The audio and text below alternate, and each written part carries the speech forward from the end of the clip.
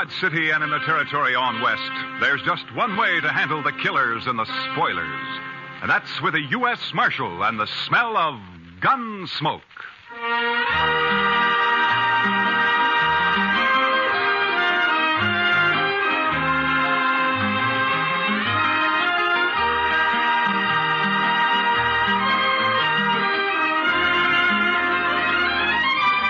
Gunsmoke, starring William Conrad. The story of the violence that moved west with young America. The story of a man who moved with it. Matt Dillon, United States Marshal.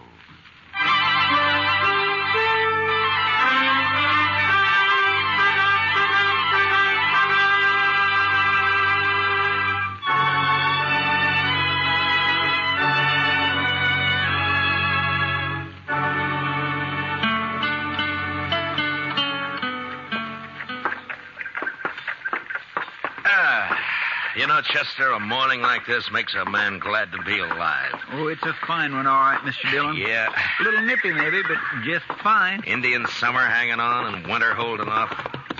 You know, Chester, this time of year, I wouldn't trade western Kansas for everything east of the Mississippi.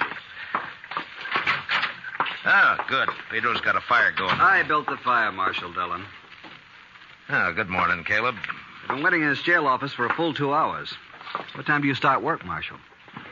You know Caleb Andrews, don't you, Chester? Oh, yes, indeed. How are you, Mr. Andrews? Marshal, I have an order here from the U.S. District Court. I believe it's your job to serve such orders. Yeah, it is. I don't get them often, though. Order of foreclosure and eviction on Ed Blake. Why are you doing this to Ed, Caleb? The man borrowed money from me. Gave me a mortgage on his farm and household effects. He can't pay it. Why do you think I'm doing it? It only came due 3 days ago. You sure didn't waste any time. I'm not interested in your opinions, Marshal Dillon. Yeah, amount of the mortgage. $420. What do you need with $420? You own half of Ford County now. Marshal, it's not your place. You know as well as I do why Ed Blake can't pay this off. His horse rolled on him last spring and broke his leg. And his wife and kid nearly broke their backs trying to get a crop out. I didn't come here to listen to you. If you let this ride on through the winter, you'll get your money out of it. If you go ahead and foreclose now, you'll wipe him out. Marshal, I already have foreclosed. You would break a man for $420 you don't even need, huh? As I said, your opinions don't interest me. All I expect from you is to serve these papers. All right, I'll serve them. You'll notice they're to be served today. I said I'd serve them. Now get out. What? This office belongs to the United States government, and as far as I know, that's one thing you got no mortgage on, so get out. You may find I have some influence in Washington, Marshal Dillon. Then see if you can get me a decent salary for this rotten job of mine.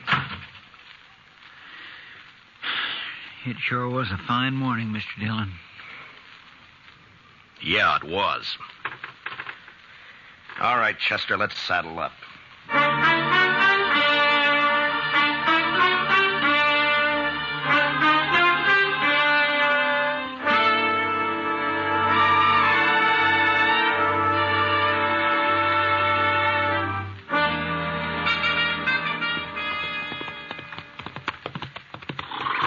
This is one job I surely wish we didn't have to do, Mr. Dillon.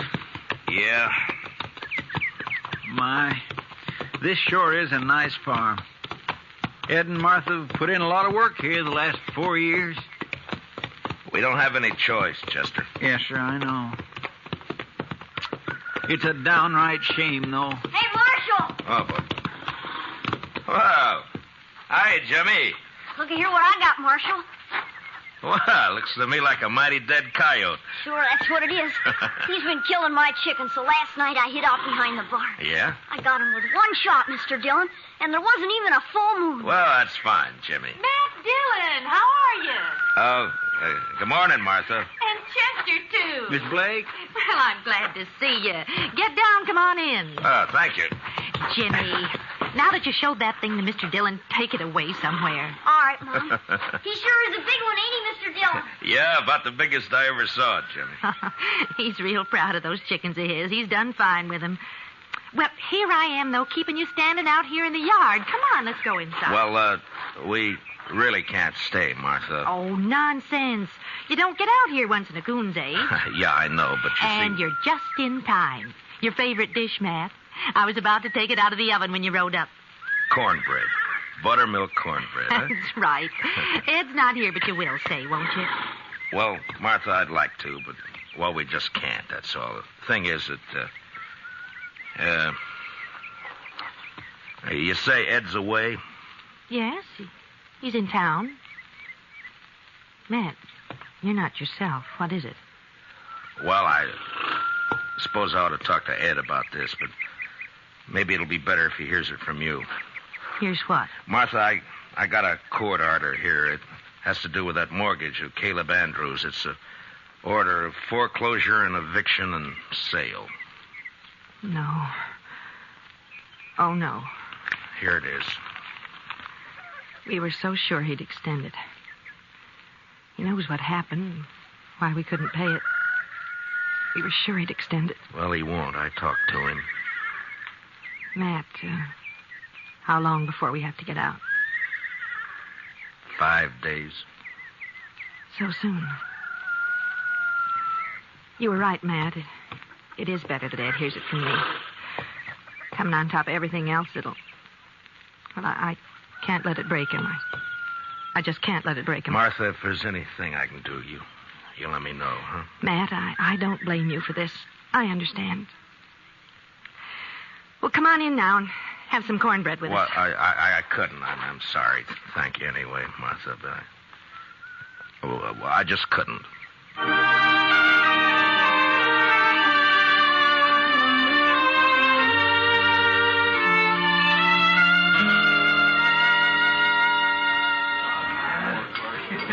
Matt, you looked low all week. No, it's just things in general, Kitty. Sometimes you get to wondering if it's all worth it or not. The Blakes, huh?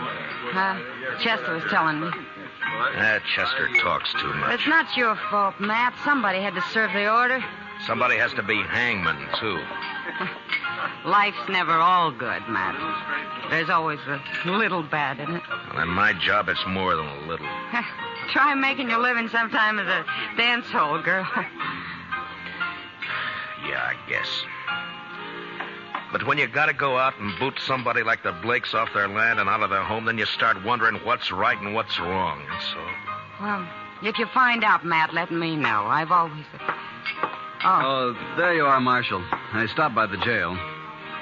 Well, all right, Caleb. What's on your mind? That Blake family, Marshal, they were supposed to vacate today. Well, they haven't done it. I rode by there a little while ago. According to the court order, they got until sundown. But they haven't made the slightest preparation to... Marshal, I believe I'd prefer to discuss our business elsewhere than in the presence of this... Easy, Caleb. Matt, I'll go. Caleb, you're going to apologize to Miss Kitty right now. No. Apologize? If you think I'm going to apologize to this cheap little baggage who's in it... Matt, you shouldn't have done that. Finnegan, take him outside and throw some water on him. Yes, sir, Marshal. Why not, Kitty? He had it coming to him. He'll do everything he can to hurt you now. He'll take it out on the Blakes, too. Yeah, maybe. Look, Kitty, I just got an idea. I'll see you later. All right, Matt.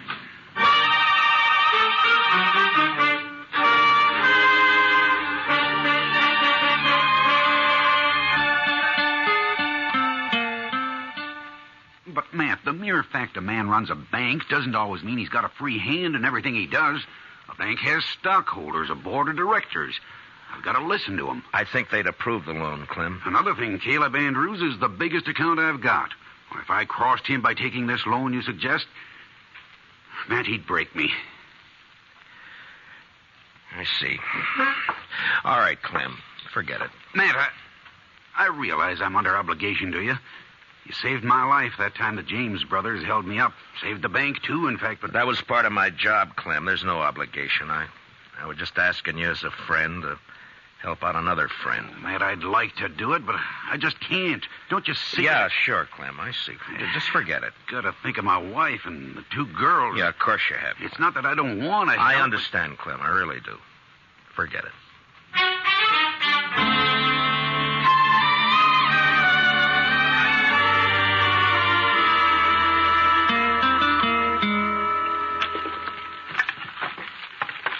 There.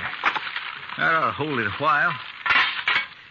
That fire feels kind of good, Mr. Dillon. It's getting chillish out tonight. Yeah, I guess we better have Pedro lay in some more wood. Yes, sir. When winter sets in, it always makes you feel good to know you got a warm place to hole up. Be mighty rough not to have a... not to... Yeah, I was thinking of the same thing, Chester. You suppose they vacated this afternoon? I don't know. We'll ride out there in the morning and find out. Sure is a shame. It's just too bad that... Come in. Can we bother you, Matt? Ed! Well, come in, Martha. Well, hiya, Jimmy. Come on up to the stove, folks. Come on.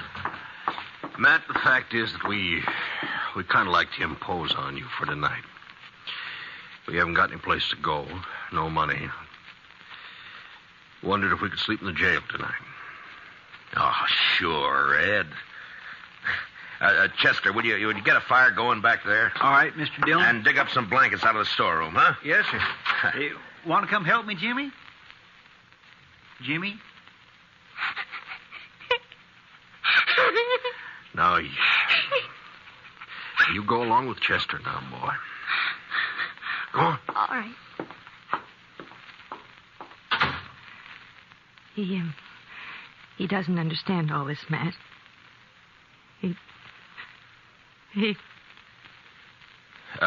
Ed, we may as well get your stuff out of the wagon, I guess. Well, there ain't any wagon, Matt. We walked into town. 6 miles? With that leg? I know, but that wagon, the horses, all the household goods, they're all covered by that mortgage. We didn't take anything, except the clothes on our backs. Oh, so help me, Ed. So help me if I could... It's all right, Matt. We know how you feel. But after all, we started with nothing before. We can do it again. But there's no reason you should have to. We do have to, though. And that's that. Ed and I can accept it. We're not bitter any longer. Jimmy can't understand. He's been carrying on pretty bad, but he's just a boy. And in time, he'll be able to... Dillon? Yeah, what is it, Chester? It's Jimmy. He grabbed a rifle from off the rack and took out the back way. I couldn't stop him. What? But where on earth's he going? I think I know where he's going. And heaven help Caleb Andrews if we don't catch him.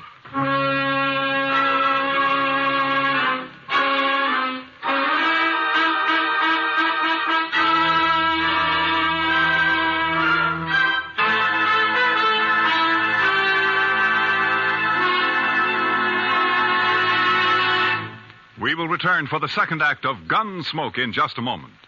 But first, that widely traveled man of music, Mr. Vaughn Monroe, will land in Pottstown, Pennsylvania this Saturday night. The Moon Maids, the Moon Men, and the Monroe Ensemble will be on hand to enliven the session. Remember, tomorrow night and every Saturday evening, it's Vaughn Monroe and his musical caravan on most of these same CBS radio stations. Now, the second act of Gunsmoke.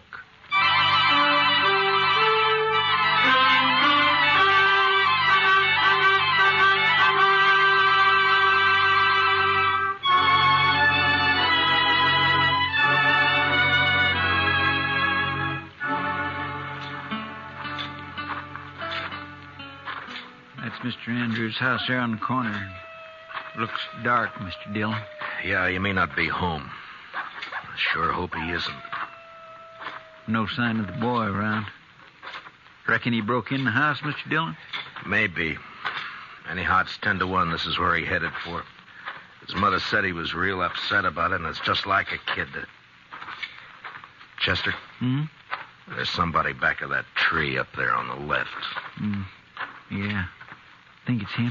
I don't know. Just keep on walking. Yeah, it's him, all right. I can see the moonlight on the rifle barrel. Will we try to rush him, Mr. Dillon? Well, not unless you're thinking of suicide. I'm going to talk to him, Chester. Jimmy?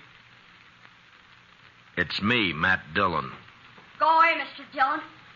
Better go away now. Don't bother me. I can't do that, Jimmy. You're a friend of mine, and I figure you're waiting here to do something that you'd be sorry for, and I I can't let you do that. Nothing you can do about it, Mr. Dillon. I got a gun here and I'm going to kill him. You go away now and leave me alone. Jimmy, I know how you feel. I don't like Caleb either, but killing him's no answer. You folks feel bad enough already. Think how it would hurt him if you did. Stop, Mr. Dillon. I'll stay where you are. Don't come any closer. I have to, Jimmy. It's my job.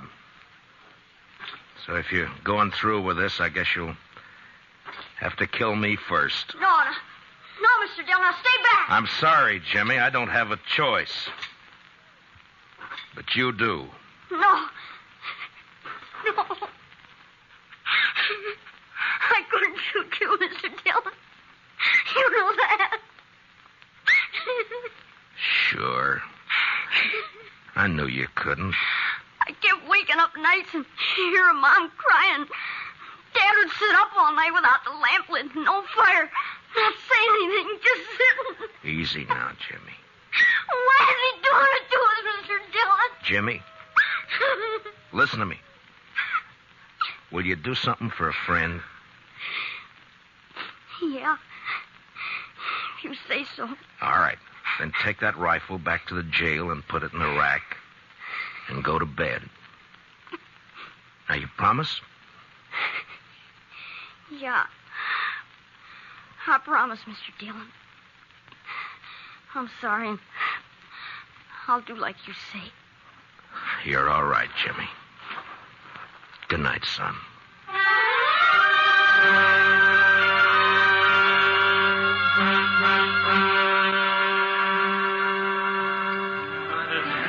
I could have told you Clem Bates wouldn't do anything, Matt. He wouldn't dare. He'd be scared Caleb would take his money out of the bank. Yeah, that's about what he said. I don't know, Kitty. I've done everything I could possibly think Oh, of. the worst of it is everybody in town's just as scared of Caleb as Clem is. I doubt if they'll even have the nerve to bid against him at the sale. Yeah, I know. He'll probably get the place at not much more than the amount of the mortgage. $420. Matt, I've seen more than that change hands across a poker table here in one deal. You think that's all it takes? I beg your pardon, Miss Kitty. Oh, of course, Jack. I'm not usually one to eavesdrop on people, but I have been listening to you, too. Jack, have you met Marshal Dillon? No, I haven't had the pleasure. The reason I butted in, Miss Kitty, I heard you talking about these people losing their home. I don't know this fellow Blake. He's never done any business over my table and probably never will. No, I don't think he's ever been in here. And I don't know if this will make sense. But the thing is, I left home when I was 10 years old, and I've been drifting ever since. When I see somebody like this Blake that sticks it out and works and fights and then gets a raw deal. Well, what I'm getting at, here's $50 if that'll help him any. Oh, Jack. Well, this is awful decent of you, Jack. Matt, I said a while ago that nearly everyone in town was afraid of Caleb. Yeah? Well, there's some who aren't. Like Jack here and me and the rest of the dealers and the gamblers and the girls and the bartenders. That's right, Miss Kitty. Because we're drifters. We got nothing to lose. Matt, I'll raise $420 right here in the Texas Trail. By heaven, Kitty, I think you could. Well, I can't do as well as Jack, but... here's 20 from me. Boys! Everybody! Now listen to me for a minute. I got something to say.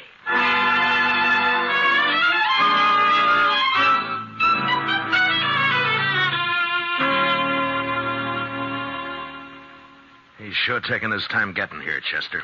Well, I told him what you said, Mr. Dillon. Well, that ought to bring him on the run, if anything will.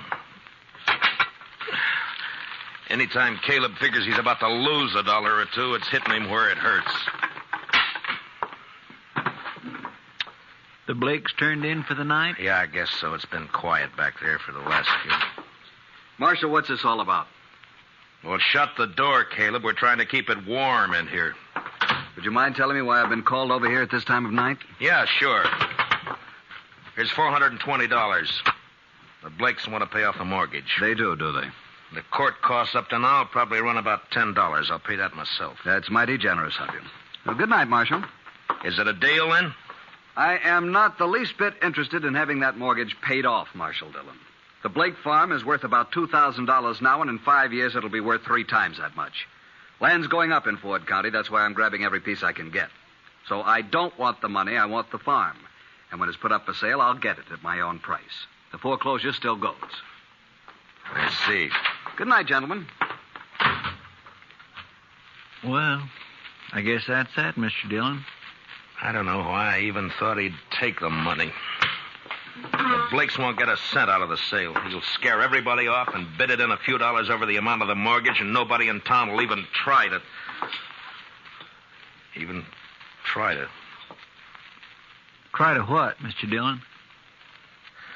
Chester, I'm going over and wake up Clem Bates. I got an idea, and if it works, we'll hold that sale at noon tomorrow. That's pretty short notice to find an auctioneer. I don't need an auctioneer, Chester. This one I'm going to run myself.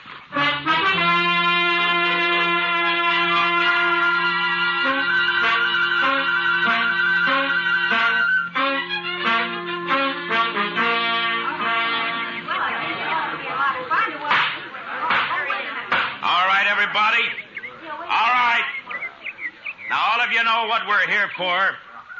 This is a foreclosure sale of the property and household effects of Edward and Martha Blake, ordered by the court at the request of that fine-spirited, good-hearted public benefactor and friend and neighbor of us all, Caleb Andrews.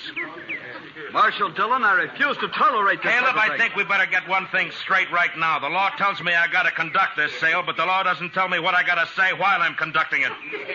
Get on with it. Get on with the sale. All right. Now, the first item I'm offering is a breadboard. Ms. Blake tells me she's used this for nearly 10 years. That's a lot of loaves of bread, a lot of years. As you can see, it's pretty badly battered up. I doubt if it'd be worth much to anybody unless they were used to it. Suppose we started at 50 cents. Is there anybody here low enough to bid 50 cents for Mrs. Blake's breadboard? How about you, Caleb? I'm not interested in the item. Get on with the sale. Anybody else? No? All right, then. The second item. It's a crib. Now, you'll notice it's handmade. Rough construction. Never been painted. And it's been well used. Ed built it himself 12 years ago, just before Jimmy was born. There are teeth marks all over the slats here, but that doesn't really hurt anything. There are Marshal Dillon, may I suggest you lump the household effects together and offer them as one bulk item? I'm sorry, Caleb. I'd rather offer them one at a time. Yes. Unless, of course, you'd care to waive all claim to the household effects and withdraw them from the order of foreclosure. I waive the claim. The household goods are withdrawn.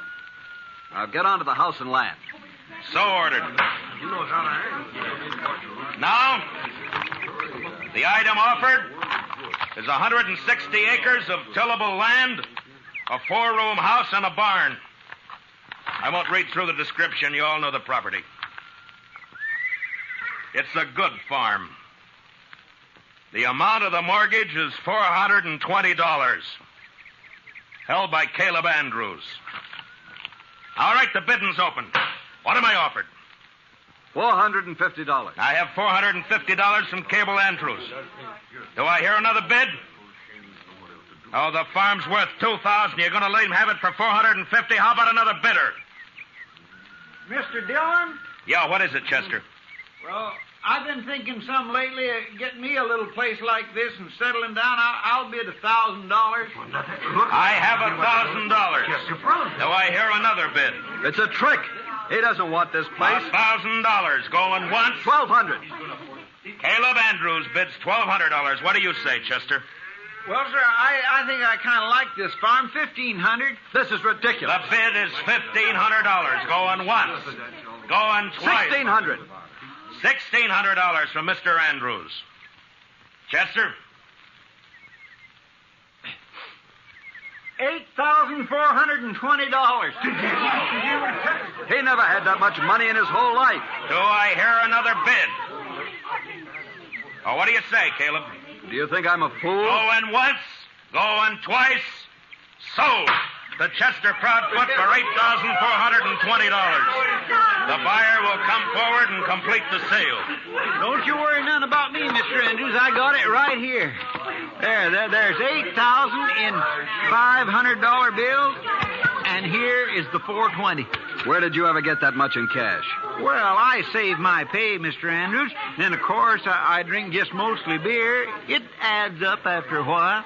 Caleb, I guess $420 of this is yours. And that takes care of the mortgage. Well, Ed, looks like you made a pretty fair profit on the place. A lot better than I expected. Here's your money. Thank you, Matt. But I tell you, I'd still rather have the farm than the money. Well, now, I've been sort of thinking it over, Mr. Blake. Maybe I kind of lost my head.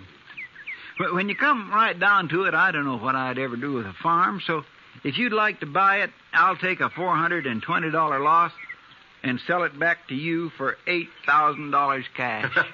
Done. Here's your money. This is unheard of. They can't do it, Marshal. Well, as far as I know, there's no law against a man selling his own property. Now, the way I see it, Mr. Andrews, is right this minute you're a trespasser on my property. Come on, let's go. We're going. Gracie, who do you think you're landing? Chester, you better get that $8,000 back to the bank. Clem Bates is probably worrying himself into a breakdown for fear somebody will find out that he let us have it. All right, Mr. Dillon, I'll see you in town later. Yeah. Oh, Matt, I don't know how we can ever thank you for what you've done. Not me, Martha. Thank the bunch that work at the Texas Trail. You know, they're bums and drifters, most of them. But when Kitty told them the story, they really came through. We'll pay it back, Matt, every cent of it. And, well, that girl, Kitty, I guess I've said some hard things about her in the past, but... Matt, will you ask her to come out to dinner some afternoon? What? I'd like to thank her myself. Sure, Martha. I'll ask her. And I think she'll appreciate that more than you'll ever know.